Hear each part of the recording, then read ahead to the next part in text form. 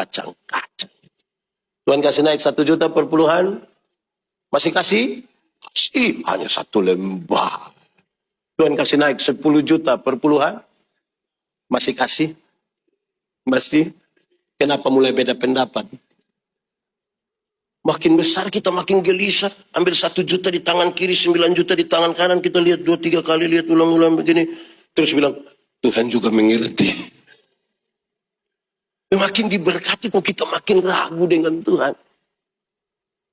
Ada seorang ibu kemarin saya pelayanan di mana ya, saya lupa. Saya di mana? Oh, di Sangir. Dia baru habis operasi. Waktu dilihat saya, dia mau minta berdoa, dia lihat saya, dia menangis. Permisi dia buka, dia Bapak lihat tidak ada lah. Saya bilang tutup saja. Terus waktu mau berdoa saya bilang dia, Ibu, mujizat itu apa ya Ibu? Mujizat itu apa? Mujizat itu apakah ada orang sakit kepala terus kita bilang dalam nama Yesus dan sembuh? Iya.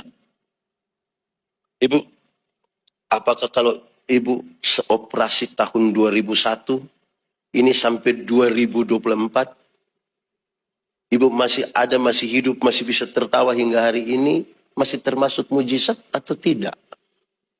Dia tidak jawab, air matanya yang jatuh. Dia tidak jawab, air matanya yang jatuh. Saudara bisa bayangkan apa yang dia pikirkan?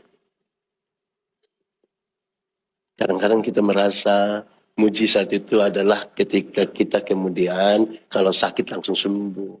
Kita belum melihat mujizat sebagai bagian penyertaan Tuhan yang tidak pernah putus-putusnya dalam hidup. Gitu.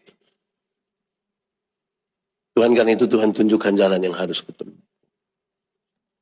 Ada satu bapak datang bilang ke saya, pendeta, istri saya sakit, sudah tidak ada cara lagi. Kami sudah mencoba semua hal. Dan sudah tidak ada lagi. Istri saya baru umur 27 tahun, dan kami dua sudah bicara. Dia bilang ke saya, Papa masih terlalu muda, dan kalau saya mati, Papa boleh menikah lagi. Suaminya bilang ke saya begini, pendeta, saya karena tidak tahu membuat apa, saya ini tidak tahu berdoa, tapi akhirnya saya bisa berdoa gara-gara ibu sakit. Terus saya bilang ke dia, Pak, pulang sudah. Ibu sembuh. Pendeta, kami melakukan semua dan tidak hari ini Pak Pendeta suruh saya pulang dan bilang ibu sembuh. Iya, saya meyakini sekali Pak. Kenapa? Tuhan mau ajar sesuatu ke Pak. Tapi Bapak kurang peka. Dia pakai orang yang Bapak cinta ini. Supaya Bapak bisa berdoa. Sekarang kalau Bapak sudah berdoa, Ibu punya misi itu selesai. Tuhan pakai Ibu itu selesai pulang. Hari ini istrinya sembuh dan sangat sehat. Dan dia pikir, betul. Ternyata Tuhan target saya kurang peka ini. Apa maksudnya? Kadang-kadang sesuatu yang kita cinta itu yang Tuhan mau coba kita dari situ. Supaya buat kita bangun kepekaan baru. Untuk menemukan Tuhan mau mengajarkan tiap-tiap hari buat kita. Pulang sudah dalam sukacita. Sukacita dan senang itu dua hal yang beda. Senang itu kepuasan yang kita terima. Kepuasan. Sukacita adalah sikap terhadap keadaan. Kalau saudara sementara senang sekarang, Alkitab bilang, ingat, ada waktu untuk senang, ada waktu untuk. Jadi kalau senang sekarang, kemungkinan besar sedikit lagi saudara susah. Kalau saudara ada susah sekarang, mungkin sedikit lagi sudah mati. Dan kita juga tidak tahu kita hidup sampai kapan. Tapi menyangkut sukacita, Alkitab berkata, bersukacitalah senantiasa. Baik waktu engkau senang, baik waktu engkau. Kalau senang yang saudara cari, dunia bisa memberikannya bagi saudara. Tapi kalau sukacita yang saudara cari, hanya bisa ditemukan di dalam Tuhan. Dan itu saya tidak suruh saudara pulang dengan senang, pulang dengan sukacita. Uang yang banyak membeli kesenangan. Tapi uang yang banyak tidak membeli sukacita.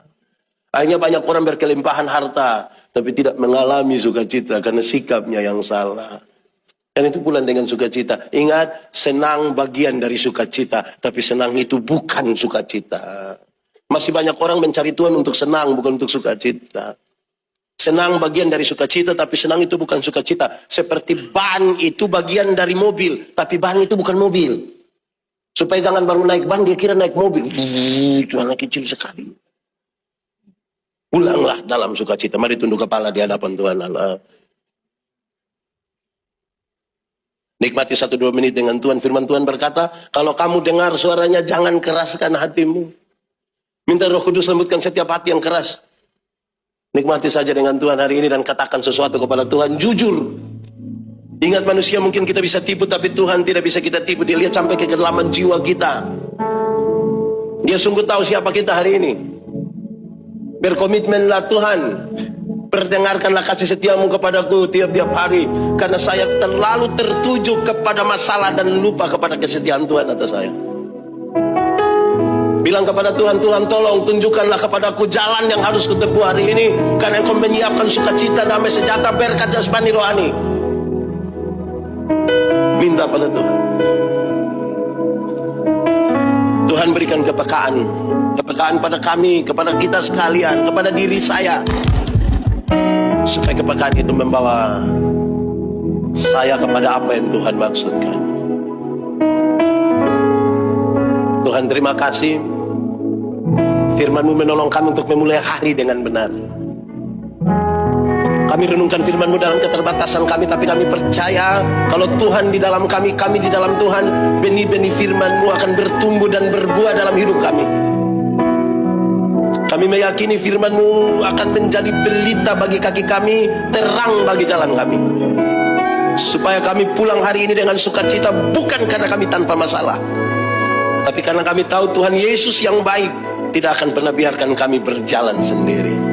Supaya hari ini yang lemah dikuatkan, yang putus asa Tuhan berikan harapan kepadamu.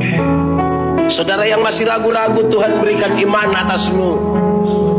Yang berbeban berat, Tuhan berikan kelegaan kepadamu hari ini. Yang sakit, Tuhan sembuhkan engkau. Yang berduka cita, Tuhan berikan penghiburan sejati atasmu. Terpujilah nama-Mu Bapa. Engkau dahsyat bagi kami. Nama-Mu besar. Di dalam nama Yesus kami berdoa. Yang percaya sama-sama kita katakan amin.